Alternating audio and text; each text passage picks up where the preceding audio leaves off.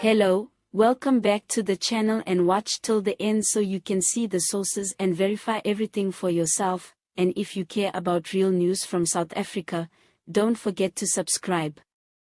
Today's news is heart-wrenching. Immigrant families have been left homeless after being evicted from army-owned land in Marievale. These moms, dads, and children have lost their shelters overnight, and many are now sleeping under trees with nowhere to go. Let's unpack exactly what's happened, and why it matters to all of us. A community of immigrant families, many from Zimbabwe and other nearby countries, had been living informally on a stretch of army-owned property in Marievale for years. They built makeshift homes from wood and plastic, and some kids were even going to local schools nearby. Then, quite suddenly, soldiers arrived with notices that the land was being cleared, and everyone had to leave immediately. A video shows terrified families rushing to pack their meager belongings. Mothers are cradling babies, fathers are gathering whatever they can salvage. One man, tears in his eyes, pleads, "Where do we go now?" Another mother, visibly distraught, tells the camera that her children are crying in disbelief. They thought their homes were safe. But with the eviction order issued, they had no claim. Just like that, their semi-stable world collapsed. Local social workers say roughly 20 families, over 60 adults and children, were affected. After being forced out, many tried to find temporary shelter in nearby townships, but there's barely space. A few ended up sleeping in cars, others under makeshift tarps, and some sought help at a nearby farm worker hostel. But that arrangement is only temporary and limited to a few. Now, you might wonder why this happened. The Defense Force reportedly sold or repurposed the land, and legal agreements didn't cover informal settlers. That might sound technical, but here's the real problem: people with few rights on paper are now punished in real life. These families paid no rent, yes, but provided labor and support around the area. Some kids attended local schools, others worked small jobs. Yet because they had no formal leases, they were erased in a matter of hours. That's why communities in the area are outraged. Civil society groups are stepping in, demanding that the government provide temporary shelter, social workers, and schooling for displaced children. They warn that without aid from the state, the eviction could spiral into a public health and child protection crisis. Malnutrition, exposure, and trauma are very real threats when families are uprooted without warning.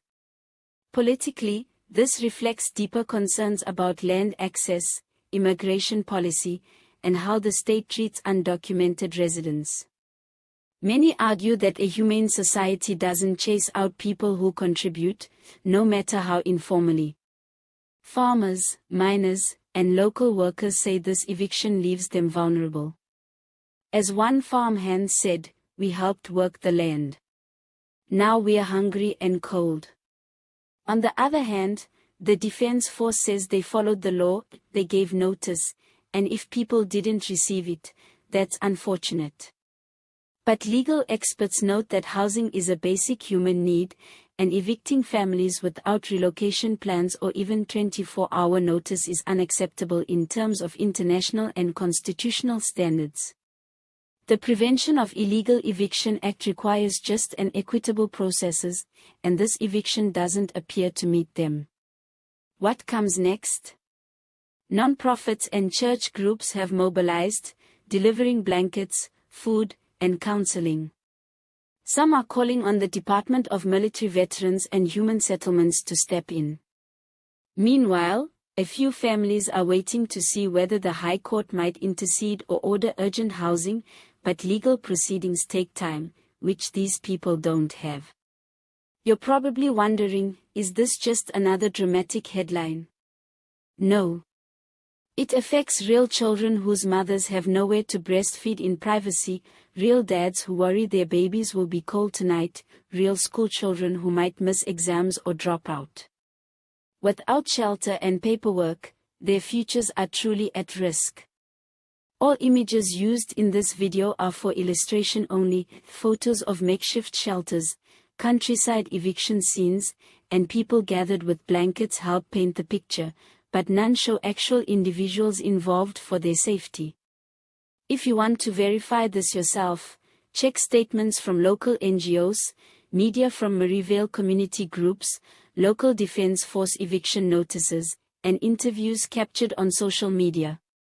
You'll see consistent accounts about the suddenness, the number of families, and their vulnerability. And to leave you with a final note, a little laugh in the gloom, someone said that those tops are now more fashionable than streetwear on the runway. Maybe next season we'll see Marievale chic on fashion blogs. Thanks for watching. Like, comment, and subscribe. Let me know in the comments, should the families be rehoused, or should the law always take priority? Share your thoughts, stay kind, and stay informed.